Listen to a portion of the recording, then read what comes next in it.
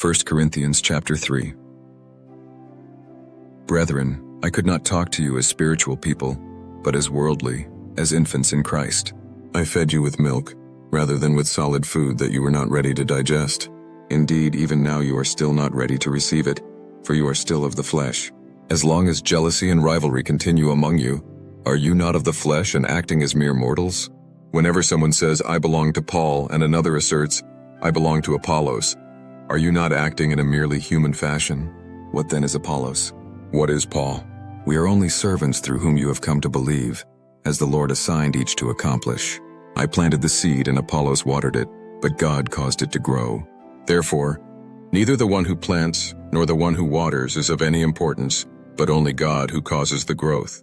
The one who plants and the one who waters have a common end, and each will be rewarded in accordance with his labor.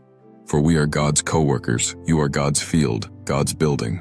By the grace that God has given to me, I laid a foundation like a skilled master builder, and someone else is building on that foundation. But each one must be careful how he builds on it. For no one can lay any foundation other than the one that has already been laid, namely Jesus Christ.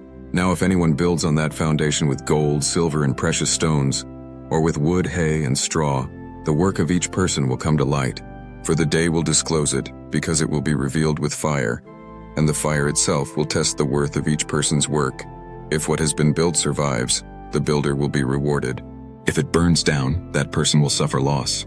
The person will be saved, though only by passing through fire. Do you not realize that you are God's temple, and that the Spirit of God dwells in you? If anyone destroys God's temple, God will destroy that person. For the temple of God is holy, and you are that temple. Let no one delude himself. If anyone among you considers himself to be wise by worldly standards, he must become a fool in order to be truly wise. For the wisdom of this world is foolishness with God.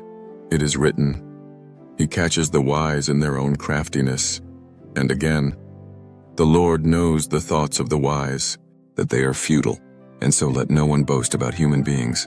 For everything belongs to you, whether Paul or Apollos or Cephas, the world or life or death, the present or the future. All belong to you, and you belong to Christ, and Christ belongs to God. Thank you for exploring 1 Corinthians chapter 3 with us. If this video provided you with valuable insights, please give it a thumbs up and share it with friends or family who might benefit from these teachings. Don't forget to subscribe to our channel for more enriching content on biblical teachings and other educational topics.